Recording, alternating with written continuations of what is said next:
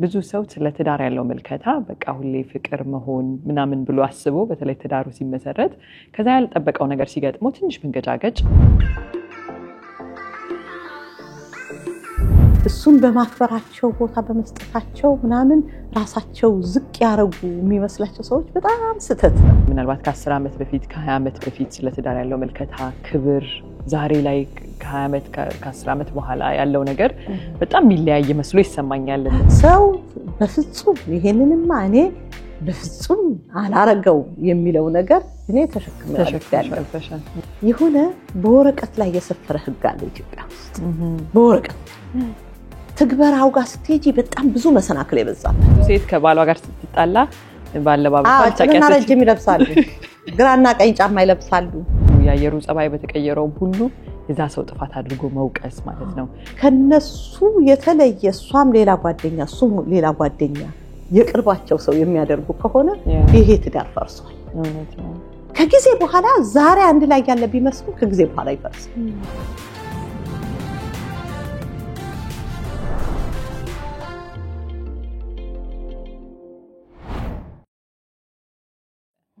አባታችን ከውጪ ሲገባ ሁላችንም ቆመን እንድንቀበለው ነበር የምታረጊው። ጫማውን ማውለቅ ነበረብን፣ ቢጃማውን መስጠት ነበረብን። ያው ሁሉም ነገሮች ቦታ ቢኖራቸው አክብሮት እንድንሰጠው ታረጊ ነበር። ከዛ በላይ ሁሉ የሚገርመኝ እንደው ሁለታችሁ እንደተጣላችሁ እኔ ሴንስ አርጌ እኔ አስተውል ስለነበረ ፊል አርጌ እንኳን የሆነ ወይ በሱ ተቀይሜ ዝም ነገር ካልኩኝ አትፈቅጂልኝም ነበር ትዝ ይለኛልና ተነሺ ተቀበዩ ምናምን ትይ ነበር። ጣልቃ እንድገባ አትፈልጊም ነበርና ያንን እስቲ ለምንድን ነው አስፈላጊ ነው ብለሽ ያሰብሽው? በጣም ደስ የሚለኝ ነገር ነው። እኔ በጣም ሁሌም ማድረግ የምፈልገው ነገር ነው። ግን ተመልካቾችም እስቲ ምን ጠቀመሽ አንቺ በህይወትሽ ላይ ያንን አፕላይ በማድረግሽ?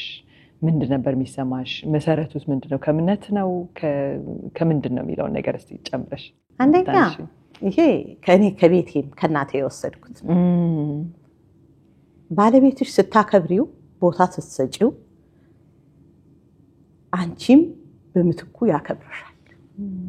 እኔ አሁን ሰዎች እሱን በማክበራቸው ቦታ በመስጠታቸው ምናምን ራሳቸው ዝቅ ያረጉ የሚመስላቸው ሰዎች በጣም ስተት ነው። ካለ መረዳዳት የሚመነጭ ነገር ነው።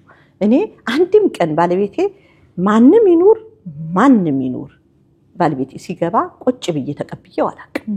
በእድሜ እንደው የሚቆጣኝ ጊዜ ነበር። ቁጭ በይ እንጂ ምናምን ብሎ ማለት ነው። እኔ አላረገው። ጎረቤት ሆኜ የሱ መኪና ድምጽ ከሰማ ብድግ ብዬ ስወጣ ምናምን ጀመራት የመኪና ድምጽ ሰማች ብለው ሲሉኝ አይመለከታችሁም ብዬ ነው ሞጣው።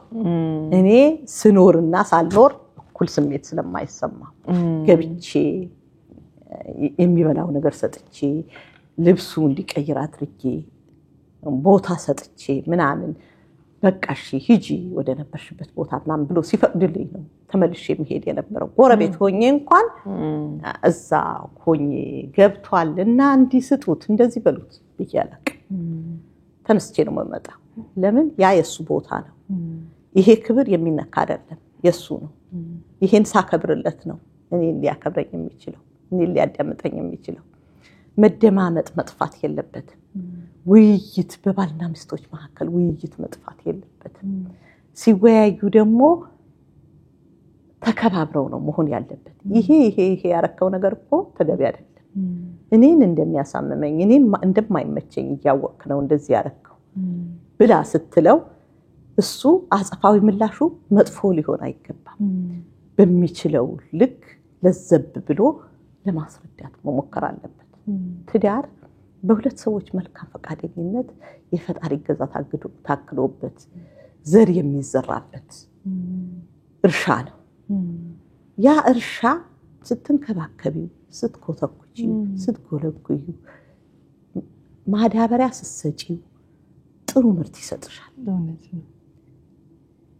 ካልሆነ ግን አሁን እንግዲህ አንቺ ራስሽ ካንቺ ያየሁት ነገር አምጥቼ ለትዳር ተጠቀምኩት አለሽ። እኔም ከናቴ ያየሁት ነገር ለኔ ትዳር ተጠቀምኩት። አባቴ አላህ ይርሐማቸው፣ እናቴ አላህ ይዘንላቸው በጣም የትልቅ ሰው ልጅ ነበሩ። ነገር ግን አባቴ ድሮ ባላባት ነበሩ።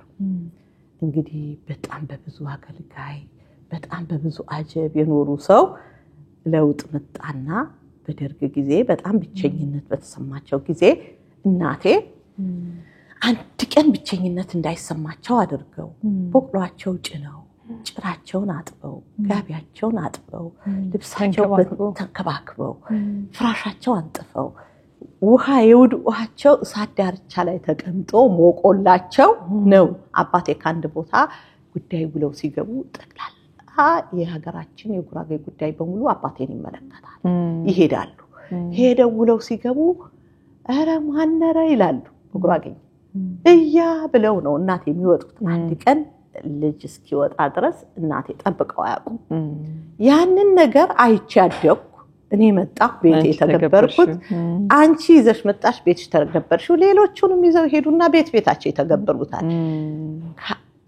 ከአንድ ከሺ መስማት አንድ ማየት ይበልጥ እውነት ነው በጣም እኔ አርጉ ከመላችሁ አድርጊው ስታዩ የበለጠ ታደርጉታላችሁ አባታችሁ ስራው ሎ ሲገባ ማን ቆርጦት ምን ቆርጦት አንድ ሰው ወንበር ላይ ተቀምጦ እንዲሽለፊት ቆሞ ቁጭ ብሎ ሊያይ አላረግ ሁሉም ሰው ብድግ ብሎ ተነስቶ ተቀብሎ አስቀምጦ አንዱ የግራግር አንዱ የቀኝ ግር ጫማ ፈቶ አንዱ ሸሚዝ ፈቶ አንዱ ቢጃማ አምጥቶ እንዲህ ነው ያ እንዲሆን ያደረኩበት ምክንያት ሁሉም ነገም በህይወቱ ላይ የየራሱ ይዞ ሄዶ እንዲተገብር ነው ፍቅር ምን እንደሆነ ከቤቱ ተምሮ ነው ማንኛውም ሰው መውጣት ያለበት የሚል ስሜት ስላለኝ ነው በጣም ደስ ይላል በጥሩ ሁኔታ ነው የገለጽሽው የኖርሽውን ማቃውን ነገር ነው ምናልባት ለተመልካቾች ይጠቅማል ብዬ ነው ያነሳሁትና አሁን ላነሳልሽ የምፈልገው ጥያቄ ምን መሰለሽ ብዙ ጊዜ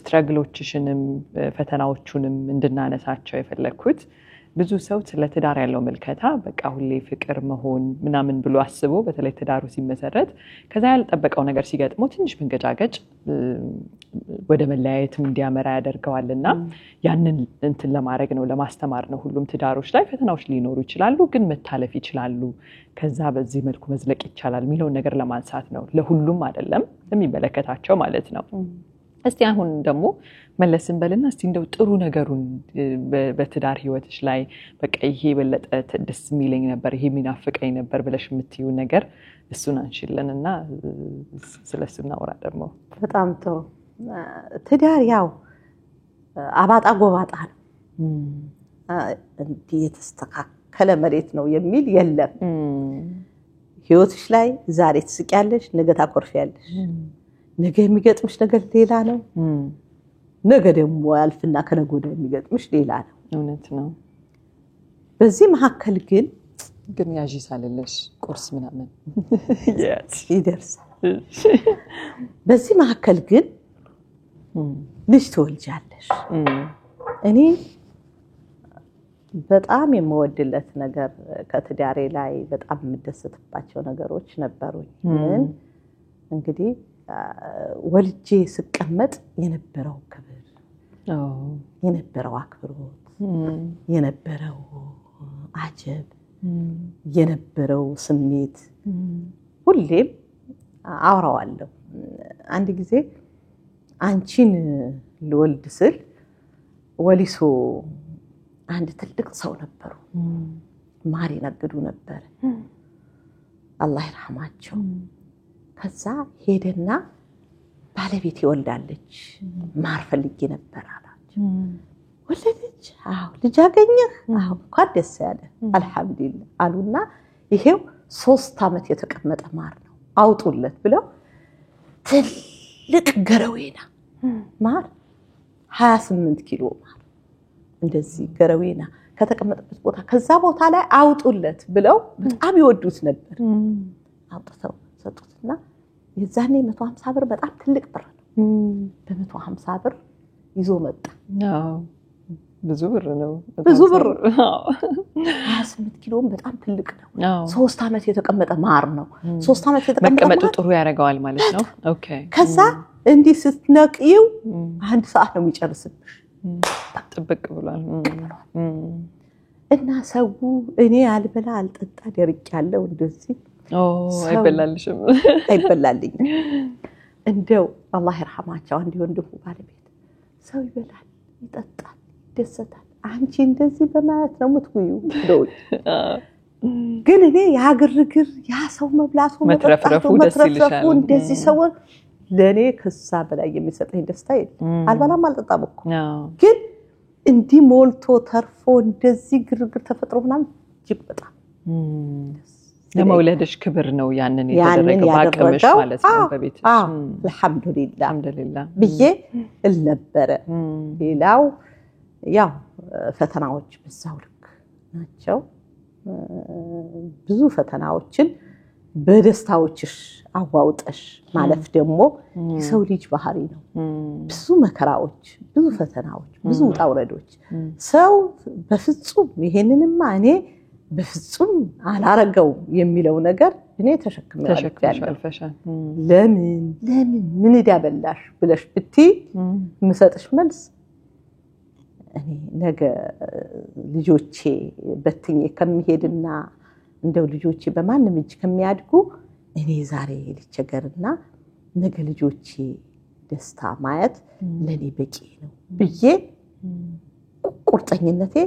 እዛ ዘመን ላይ እዚህ ጋር ነበር አልহামዱሊላህ ይሄ አላህ አሳጥቶልኛል አልহামዱሊላህ በጣም ደስ ይላል ዋው ያ በጣም ጥልቅ ነበር ሐሳቡና እኔንም ወሰደኝ ለይቀ የነበረው ነገር ሁሉ እንዲጠፋ ነው ያደረገው ግን ምን ላንሳልሽ መሰለሽ ስለ ትዳር ያለን መልከታ ከአመታት የተቀየረ መጣ ይመስለኛል ምናልባት ከ10 አመት በፊት ከ20 አመት በፊት ስለ ትዳር ያለው መልከታ ክብር ዛሬ ላይ ከ20 አመት ከ10 አመት በኋላ ያለው ነገር በጣም ሚለያየ መስሎ ይሰማኛል እንደዛና እስቲ አንቺስ ምንድነው የታዘብሽው ትዳር እንዴት ነው እየሆነ ያለው በምን መልኩ ነው ሰዎች እየተረዱት ያሉት ባንቺ እይታ ዛሬም እዚህም ሀገር መጥተሽ ደግሞ የተወሰነ ጊዜ አይተሽዋልና ከሀገርም ውጪ ሊሆን ይችላል ኢትዮጵያም ውስጥ መረጃው ስላለሽ ስለ ትዳር ያለን ቦታ ትክክል ነው ወይስ ይሆን የሳተነው ነገር አለ እንዴት ነው ያለሽ መረዳት ከ10 አመት በፊትና ከ10 አመት በኋላ ብለሽ ስላስቀመጥሽ እስቲ ከዛ በፊት የነበረው ትዳር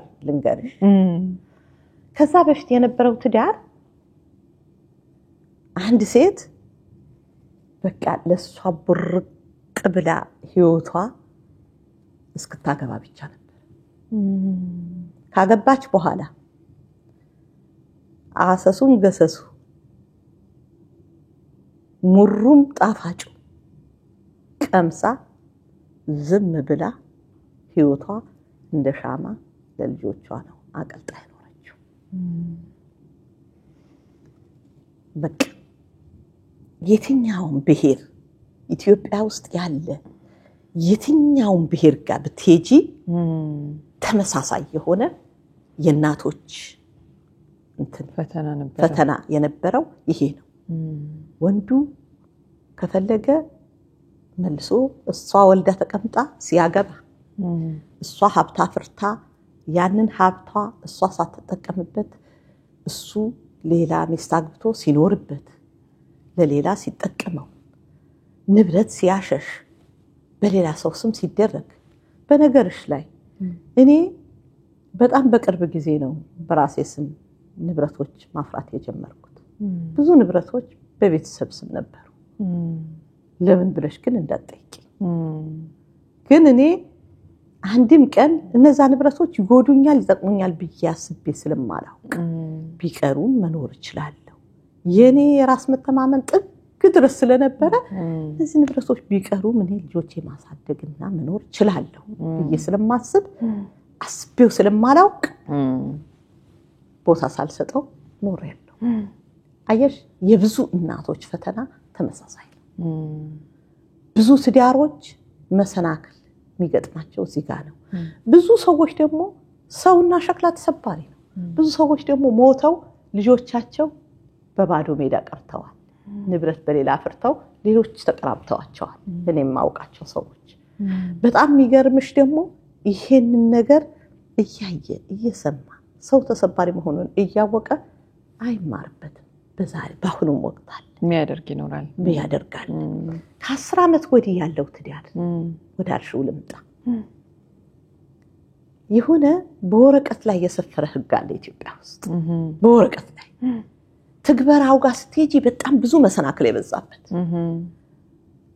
ግን በወረቀት ላይ ሰፍሯል በሚል ብቻ ወንዱም መብት አለኝ ትላለች ብሎ በሚል ስሜት ሴቷም መብት አለኝ ብላ ብቻ በማሰብ ሁለቱም ውስጡ ሳይረዱት የሚኖሩት ኖሮ ሁለቱም የላይ ሆነ የማይተዋወቁ ባልና ሚስቶች አንድ ቤት ይኖራሉ ሰው እንዴት ሳይተዋወቅ አንድ ላይ ይኖራል ከባድ ነው እንዴት ሚስት የባሏን ኪስ የባሏን አካውንት አታውቅም እንዴት የየግል ሆነ ግን ልጅ ይወልዳሉ ወንድ ሴት 4-5 ቤት ተደርድሯል ያ ልጅ ምን ነው ለሱ አካውንቱ ማታውቅ ስራው ማታውቅ እንድትሰራ የማያረግ እሱ ወጥቶ ቢቀር እነዚህ ልጆች ጣፋንታቸው ምንድነው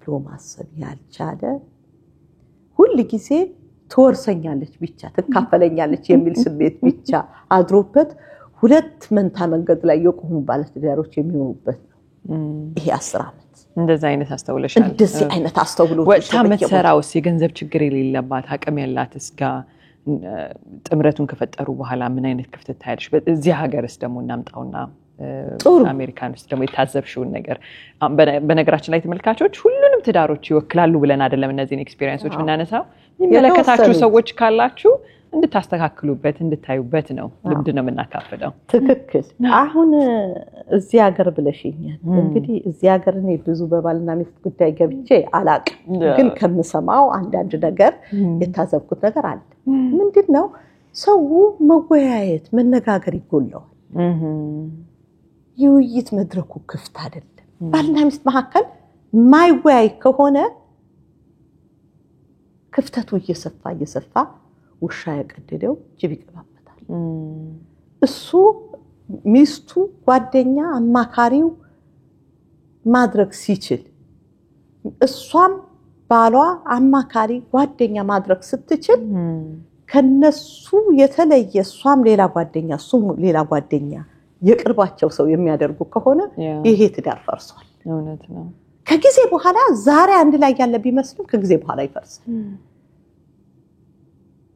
ለምን ትዳሩ የሷና የሱ እንጂ የጓደኞቻቸው ስላልሆነ ጓደኞቻቸው እነሱ በቃ ይሄ ዳር ቢወጣ ብለው ያሉት ሐሳብ ብቻ ነው መስማት ያለባቸው እንጂ ሁለቱ የሚደብቁት ሐሳብ ጓደኛ ጋር ደርሶ ሁለቱ ጋር ግን ጆሮ ማይደርስ ከሆነ ይሄ ትዳር ዛሬ አንድ ላይ ያለ ቢመስልም ነገ ጧት ፈራሽ ነው አብዛኛው ቦታ ላይ የምታዩ ነገር ይሄ ነው የንግግር ችግር ኮሙኒኬሽን በትክክል ኮሙኒኬሽን ከሌለ ንግግር ከሌለ መተማመን ያሳጣል መተማመን ሲጠፋ ደግሞ የጋራ የሚያረጋቸው ነገር እየመነመነ ይመጣል የጋራ የሚያደርግ ነገር ምንድነው ትዳር ነው አይደል የጋራ የሚያረጋቸው አንድ የሚያረጋቸው የጋራ ማለት ትዳራቸው እውነት ነው ይሄንን እያመነመነው ይበጥሰዋል እየከረረ የሄደ ነገር ይበጠሳል ላላካላል ይገርም ነው በጣም በቆንጆ ሁኔታ አንስተሽዋል እዚህ ሀገር ለአመታት በትዳር ዙሪያ በፍቺ ዙሪያ ጥናት የሚያደርጉ ተቋማት አሉና አንድ ከ40 አመት በላይ የተጠና ጥናት አለና 4 ባህሪዎች ከተስተዋሉበት አንድ ትዳር ቶሎ አድሬስ ካላረጉት ለፍቺ ይዳረጋል ይላሉ እነዛ ነገሮች ይሄ ንቀት አንዱ ላንዱ የሚያሳየው ንቀት ከፍ ያለ በቃ ወቀሳ አንዱ ላንዱ በእያንዳንዱ ነገር በቃ እንደው የውጪው ያየሩ ጸባይ በተቀየረው ሁሉ የዛ ሰው ጥፋት አድርጎ መውቀስ ማለት ነው በሌላ ጊዜ ደግሞ ሐሳብ ሲነሳ ልክ ይሄ በቃ እንደዚህ እንደ መከላከያ እንትን አድርጎ በቃ ዲፌንሲቭ መሆን እንትን ማለት መከላከል በቃ ምንም ላለመቀበል ሐሳብ ላለመቀበል እንትን መሆን በሌላ በኩል ደግሞ አኩራፊ የሆነ ዝም ማለት ለክ የሆነ ሰው ችግሩን ንፍታው ምንድነው ለምንድነው መነጋገር ማትፈልገው ምናምን ስትለው ራሱ ዝም ማለት መነጋገር አለመፈለግ እነዚህ 4 ባህሪዎች አንድ ትዳር ላይ ከታዩ ካልተፈቱ ለፍቺ ይዳረጋሉ ይላልና ካንቺ ከተሞክሮሽ እንግዲህ ከ30 አመት ትዳርሽ እነዚህ ነገሮችና ደግሞ ብዙ ትዳሮች ላይ ገብቶ እንዳማከረ እንዳየ የሰዎችን ህይወት እንደቃኘ ሰው እነዚህ ነገሮች ትክክል ናቸው ትያለሽ ወይ ምን ትያለሽ? በትክክል አሁን አንደኛ ንግግር መኮራረፍ የተባለው ነገር ያጠፋል። አራቱ ነገሮች ስታያቸው በንግግር ውስጥ የሚገቡ ናቸው። ይሄ እንደዚህ መገፈታተር ቁጭ ብሎ በመነጋገር ላይ የሚፈታ ነው፣ እዛ ውስጥ የሚገባ ነው። ማኩረፍ እዛ ውስጥ የሚገባ ነው። ስሞታ ማብዛት ይሄ መውቀስ እዛ ውስጥ የሚገባ ነው። አለመነጋገር የሚመጡ ነገሮች ናቸው። የሁሉንም ነገር መሰረቱ ንግግር ነው። መነጋገር ያዳበሩ ቤተሰቦች የራሳቸው ችግር አልፈው የአካባቢያቸው ችግር አልፎ የሀገራቸው ችግር ይፈታሉ። የማይነጋገሩ ሰዎች ግን እንኳን ለሀገራቸው እንኳን ለአካባቢያቸው ለራሳቸው አይሆኑም። የሚሆን ቤተሰብም አይፈጥሩም። እውነት ነው። ቆይ ቁሚ እንነጋገር ትልቅ ነገር እኮ ነው። ይሄንን የሚል ልጅ ትፈጥሪያለሽ ስትነጋገሪ ካይ ከጓደኛው ጋር ምንድነው ችግሩ? ቆይ ቁም እንነጋገር የሚል ልጅ ትፈጥሪያለሽ። ከጓደኛው ጋር ቆይ ቁሚ እንነጋገር ምንድነው የተፈጠረው ችግር የሚል ትፈጥሪያለሽ። ሄዶ እዛ ጋር የሚያማ እዛ ጋር ስሞታ የሚያበዛ የሚያኮርፍ ወይም ደግሞ የሚጨቃጨቅ አይሆንም። ያ ቀድም ያልሻቸው አራቱ ነገሮች በንግግር ውስጥ የሚፈቱ ናቸው። ሁሉንም ኩርፊያም ንግግር ይፈታዋል፣ ጭቅጭቅም ንግግር ይፈታዋል። ይሄ ነገር መወራወርም ንግግር ይፈታዋል። ንቀት ያላ ክብር መነጋገር ንቀት የሚባለው ነገር ይቀርፈዋል። አሁን እኮ ዝም ሲል አንድ ሰው ንቃይ ነው ወይም ደግሞ ንቆይ ነው የሚለው ነገር የሚመጣው ከዝምታ ከመኮራረፍ ነው። ትንቀኛለች ይንቀኛል። ለምን መነጋገር አይፈልግም ከኔ ጋር? ንግግር የማይፈታው ነገር የለም። እውነት ነው። ተነጋገር። እነዚህ ነገሮች እንዳይከሰቱ ትዳራችን ላይ ንግግር በመናካሄድበት ጊዜ በጥንቃቄ ማድረግ አለብን ማለት ነው። ማድረግ ያስፈልጋል። ከዛ ባለፈ ደግሞ ሞት አለ። ሰው በመሃሉ ልጅ ከተፈጠረ በኋላ ምን ጊዜ ሞት እንደሚቀድመው አያውቅም። ለልጁ ጥሩ ስነ ምግባርና ጥሩ ባህሪ አውርሶ ደግሞ እኔ አንድ ወዳጅ ነበረኝ፣ ዘመድ ነበረን ወልቂጤ ውስጥ በጣም ሰራተኛ ታታሪ ሰው ነበር። አንድ ቀን ታሞ ልጠይቀው እንደዚህ ስገባ አንተ ግን እንደዚህ ተጎተህ ምናምን ምን ሊያረግልህ ነው አለህ ናምስለው ዛይዳ ምን ሆነሽ ነው? አንቺ እኮ የኖርሽውን አልኖረሽ ታልፊያለሽ፣ ግን አንቺ የወለድሽው ልጅ የሰው ደጅ መቆም የለበትም አለ። የሰው እጅ ማየት የለበትም አለ። አላህ ይርሐመው እንደዛ ባለኝ በ15 ቀኑ ሞተ። አላህ አግዞት ያየሱ አላህ ንያን ያያል። إنما اليعمل بالنية الله نيان يعال نياون አየለት። ዛሬ እሱ ልጆች ለሀገር የሚበቁ አላህ አረጋቸው። አልহামዱሊላህ ማሻአላህ። ታዲያ ምን ልልሽ ፈልጌ ነው፣ ሰውና እንጨት ተሰባሪ ነው። ሰው ምን ጊዜ እንደሚሰበር አያውቅም። ሁሉ ጊዜ በውጥረት መኖር ለልጅ ያንን ውጥረት ነው የሚያወርሰው። ያስቀመጠው የለፋበት ንብረትም ደግሞ ማን እንደሚበላው አያውቅም። ቦታ ሲዞ ሚስት እሱ ቢሞት ሚስት ወጣ መስራት እንዴት እንዳለባት ወጥቶ ስራ ማሳየት አለበት። እኔ ወልቂጤ ውስጥ አንድ ምሳሌ አለኝ። በቀይ ሽብር ጊዜ የታሰሩ ሰዎች ነበሩ። የታሰሩ ሰዎች በጣም ማውቀው እንደው ያላቸው ንብረት ሁሉ ባክኖ የቀራለ የሌላቸው ንብረት ደግሞ ያፈራሉ። ለምን በሴቶቹ ከራሳቸው ጋር ስራ አስለምደው ያበቋቸው ሴቶችና ቤት ያስቀመጧቸው ሴቶች ለዛ ትልቅ ምሳሌ ነበሩ። እኔ በህይወቴ ትልቅ ተሞክሮ አድርጌው ሁሌ ከባለቤቴ ጋር አወራው ነበር። ለምን ሰው መማር አለበት። ሰው ወይ ከውቀት ይማራል ወይ ደግሞ ከውድቀት ይማራል ከሌላ ሰው ይማራል ከሰዎች ውድቀት ይማራል ከውድቀትም መማር ካልቻለ ደግሞ ወድቆ ይቀራል ወድቀው ከሚቀሩት አላህ ያርግ አሜን አንዳንዴ ከመውደቅ የሚታደገን ምንድነው በእውቀት ካልተማርን ከሰዎች ውድቀት መማር አለብን ዙሪያችን ከምናየው ነገር ስለዚህ መነጋገር የመሰለ ነገር የለም ወደ መነሻችን ስመጣ ያቅድም ያልናቸው አራቱ ነገሮች የሚፈታው ንግግር ነው ስንነጋገር ደግሞ የማይረሳ መጥፎ ቃል ተነጋግረን መቆሳሰል ሳይሆን መተራረም መደማመጥና ተራ ጠብቆ መነጋገር አስጨርሶ ጨረስክ ተብሎ መነጋገር ቀላል ነገር አይደለም ይሄንን መለመድ አለበት ለምን ፈገግ እንዳልኩ ተቀልሽ አንድ ጥያቄ ልጠይቅሽ ስለሆነ ነው ካንቺና ካቤ አላህ ይርሐመው ማን ነበር ቶሎ ቀድሞ ይቅርታ የሚጠይቀው እኔ አንድ ቀን ይቅርታ ጠይቆሽ ያውቃል እሱ አንድም ቀን በእድሜው ደግሞ ይቅርታ ስጠይቀው ምን ይላል እንደ ዶሮ ለቃቅሞ ዝም ብሎ ይቅርታ ባለስ የራሱ ጉዳይ ነው ይቅርታ ልበልህ እንጂ እሱስ እንደማይል ስለምታቂ ነው አንቺ ይቅርታ ብለሽ ምንም ስለማይለኝ እኔ ይቅርታ ጠይቀዋለሁ አንተ ቆይ አጥፍተህ አሁን ገና መልሰህ አኮረፍከኝ እንዴ ብዬ ይቅርታ ስጠይቀው ምን አንቺ ጋራ ዶሮ መለቃቀም ነው ይቅርታ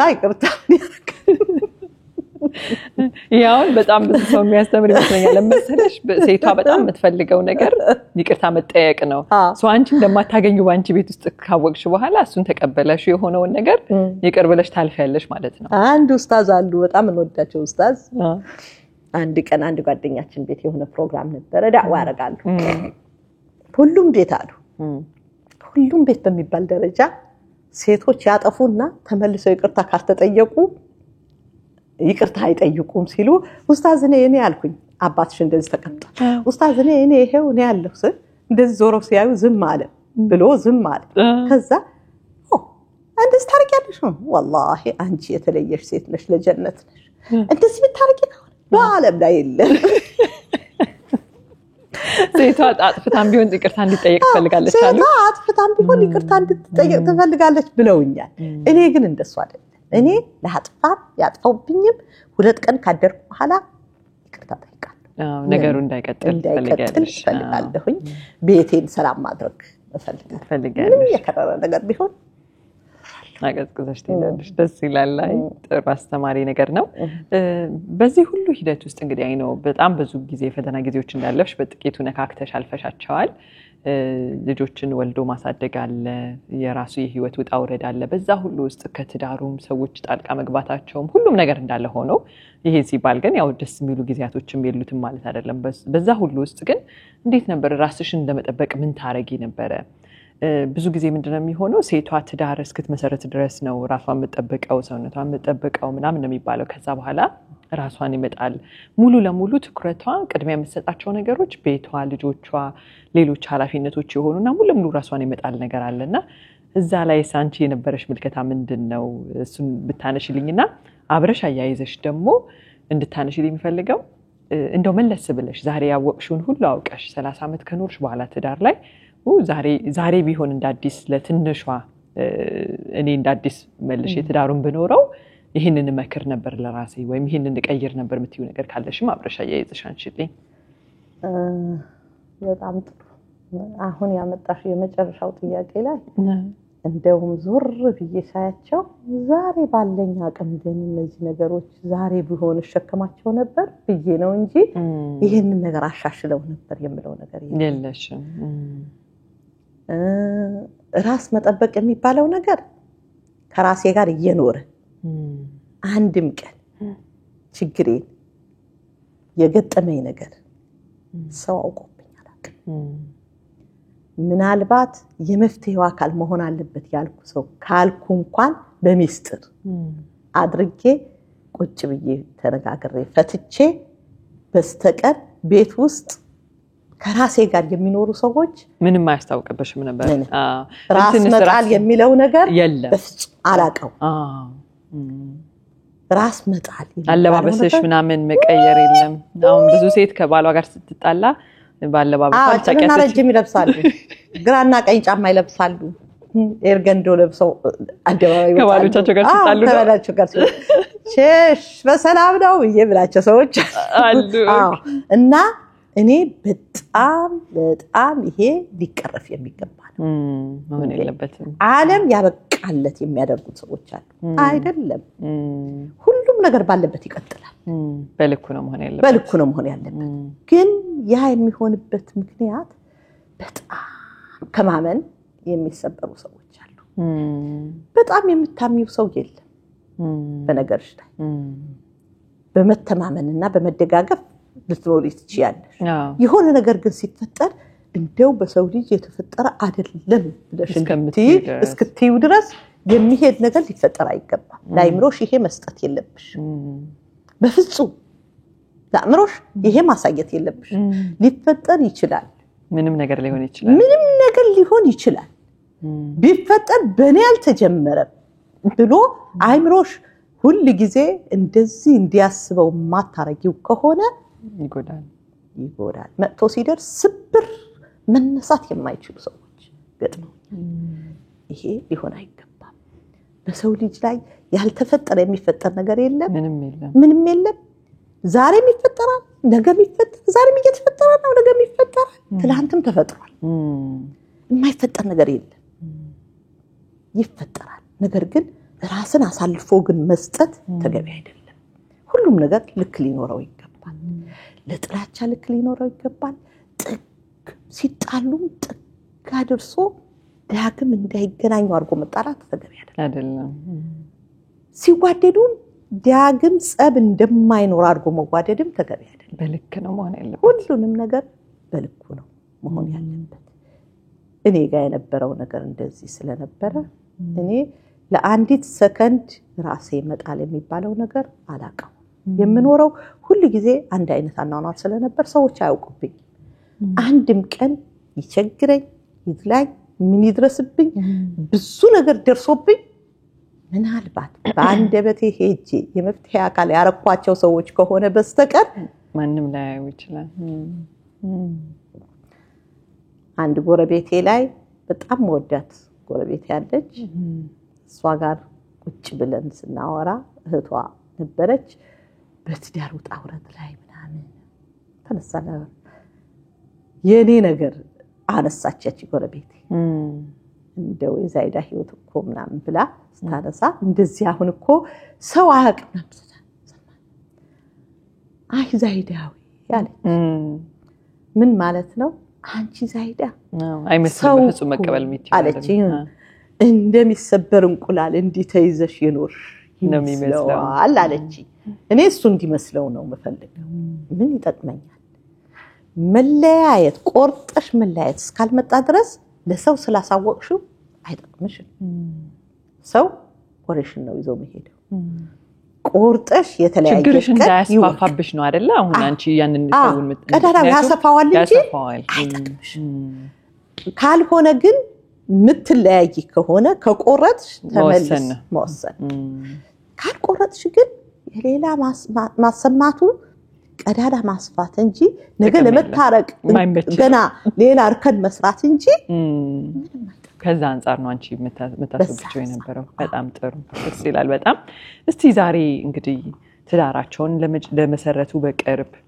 አሁን አዲስ ተጋቢዎች ለሆኑ ሊሆን ይችላል ወይም በትዳር ላይ ረጅም ጊዜ ቆይተው ትንሽ መንገዳገጭ የገጠማቸው ሰዎች እንዳጋጣሚ ይሄንን ሾው ያዩት ከሆነ ምንድነው የምትያቸው መጨረሻ እሱን መልእክት አስተላልፊና ለዛሬ ያለንን ቆይታ በዚህ እናበቃለን እሺ ያው ትዳር መጀመሪያ ልሙትልሽ ልጥፋልሽ የተባለው አይነት አይሆን ከተገባ በኋላ መንገዳገጮች ይኖራሉ ከዛ ቆም ብሎ ሲታይ ዲው ምን ሆኜ ነው ያገባሁት ልትል ትችላለች ምን ሆኜ ነው ያገባሁትም ሊል ይችላል ግን ያንን ያህል መዳረስ የለባቸው መሐላቸው በተለይ ፍሬ ከተፈጠረ እነሱ መኖር ያለባቸው ሳይፈልግ ወደዚህ ምድር ላመጡት ልጅ ነው ብዙ ፍላጎታቸውን ሊገቱ ይገባል። ያ ሰው በእነሱ ፍላጎት ሌላ ስቃይ ውስጥ መግባት የለበትም። አላህ በእነሱ ሰበብ አድርጎ የፈጠረው ልጅ እነሱን ሰበብ አድርጎ ደግሞ ሊንከባከበው ወደዚህ ምድር ያመጣው ልጅ እነሱ ሰበብ ሆነው ስቃዩ ሊያበዙበት አይገባም። አፍ ተባብለው ነገሮቻቸውን ቁጭ ብለው ተነጋግረው የማይፈታ ነገር የለም። በዚህ ምድር ላይ በውይይት የማይፈታ ነገር የለም። ውይይቶቹ መልክ አላቸው፣ የየራሳቸው መልክ አላቸው። ውይይቶቹ ጣፋጭም መራራም ሊሆኑ ይችላል። ግን እኔ የተደሰትኩበት እኔ ያሸነፍኩበት ብቻ መሆን አለበት መባል የለበትም። ውይይቶቹ ላይ እኔም ወስደው እኔ መውሰድ አለብኝ፣ እሱም ወስደው እሱ መውሰድ አለበት። እሱ እንደውም አልወስድም ካለም እኔ መውሰድ አለብኝ። እኔ እንደዚህ ስለኖርኩ ለኔ ነው። ምናልባት ሴቶች ደስ ላይላቸው ይችላሉ። በዘመኑ ሴቶች አይ ምን በወጣኝ የሚሉ ሴቶች ተፈጥረዋል። ግን አይደለም ወስደው የሚታለፈው ለማለፍ ማለት የሚታለፈውን አልፎ ደግሞ ነገ ጥሩ ነገ ሌላ ቀን ነው ይመጣል፣ የተሻለ ቀን የዛን ቀን ያንን ነገር አልወስድም በማለት ደግሞ ነገ ዛሬ ያበላሸነው ነገር ለማቃናት ቁጭት ይመጣል ነገር መሆን የለበትም የሚል ምክር አለኝ ለየትኛውም አካል፣ ለአዲሱ ለነባሩ ለሁሉም የሚሆን ይመስለኛል። ይሄ ሰው በንግግር ማመን አለበት፣ ሰው መተሳሰብ አለበት።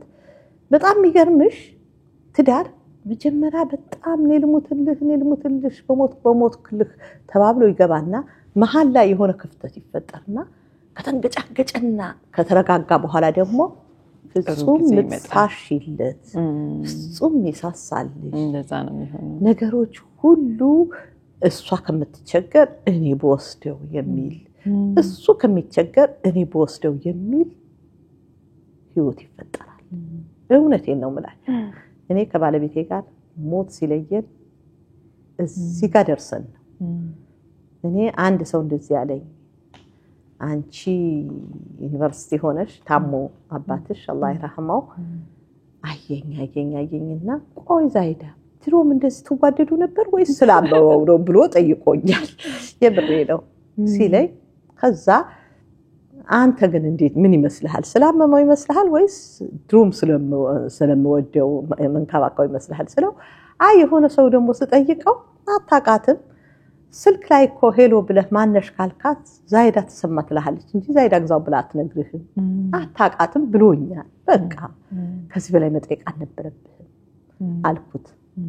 ምን ልልሽ ፈልጌ ነው ያ የተሻለው ጊዜ ይመጣል የተሻለው ጊዜ እኔ እሷ ከሌለች ህይወት ምን ያረጋል የሚልበት እኔ እሱ ከሌለ የኔ ህይወት ምን ያረጋል እኔ ኑሪ አሁን እሱ ቢጎል እኔ ህይወቴ ጎዶሎ ነው የምትልበት ዘመን ይመጣል። እኔ እሷ ከሌለች ህይወቴ ጎዶሎ ነው ብሎ የሚያስብበት ዘመን ይመጣል። እዚህ ጋር ለመድረስ ያለው መንገጫገጭ ግን አባጣ ጎባጣውን በብልሃት ማለት ይጠይቃል። ሁላችንም ያለፍንበት ነው። ማንንም እዚህ ጋር ዛሬ 50 አመቴ ነው 30 አመቴ ነው በትዳር 40 አመቴ ነው 20 አመቴ ነው የሚል ሁሉ እዛ መንገጫገጭ ውስጥ ገብቶ ያልወጣ የለምና እባካችሁ ሰከን ብላችሁ አስባችሁ እቺን ቀን ለፏት የሚል መልእክት ለማስተላለፍ ነው። እናቴ በጣም አመሰግናለሁኝ። በጣም ጣፋጭ በሆነ አንደበት በጣም ሊያኖር ሰዎች ወስደው ከተከበሩት ቤታቸው ላይ አፕላይ ካረጉት ሊጠቅማቸው ትዳራቸውን ሊያስተካክል የሚችል ሐሳቦችን ያነሳሽው ጊዜ ባይገድበንና ከዚህ በላይ ብንወያይ ጥሩ ነበረ። ግን በተመሳሳይ ፕሮግራሞች መልሰሽ ወደ ጀሚሾ እንደምትመጪ ተስፋ አደርጋለሁኝ። ተመልካቾች እንግዲህ ትዳር ሁሌ ፍቅር ሁሌ አበባ ላይሆን ይችላል። ወጣ ውረድ መሰናክል ፈተና የሰዎች ጣልቃ ገብነት ሊኖረው እንደሚችል እንግዲህ ከ30 አመት ትዳሯ እናቴ በደንብ አድርጋ አጋርታናለችና ዛሬ ላይ ደግሞ ቅድም ብለሽ እንደገለጽሽው ልክ አውሮፕላን ሲነሳና ትክክለኛው ጫማ ከፍታ ላይ እስኪደርስ ድረስ ያለው መንገጫገጭ በተለይ መጀመሪያ ትዳሩ እንደተመሰረተ አካባቢ ያለውን አለመግባባት ልክ እንደዛ ጊዜ አስበነው ሲያልፍና ሲረጋጋ ግን ተረጋግቶ መሄድ እንደሚችል ያንን አስበን እንግዲህ ትዳራችን ላይ ተስፋ ሳንቆርጥ የምንችለውን ያህል ጥረት ማድረግ ነው። ይሄ እንግዲህ ሁሉንም ትዳሮች እንወክላለን ብለን አይደለም ያነሳናቸው ሐሳቦች የሚመለከታቸው የሚጠቅማችሁን ሐሳቦች ወስዳችሁ አፕላይ እንደምታደርጉት ተስፋ አደርጋለሁኝ። የእናንተን ሐሳብ አስተያየት አጋሩን። ከዚህ አሁን ዛሬ ከተነሱት ሐሳቦች ለእናንተ ያስገረማችሁ ያስተማራችሁ በህይወታችሁ ወስዳችሁ አፕላይ ልታደርጉት የምታስቡትን ለኛ አጋሩን። መልካም ጊዜ እንመኝላችኋለን። ይህ የጀሚ ሾው ነው።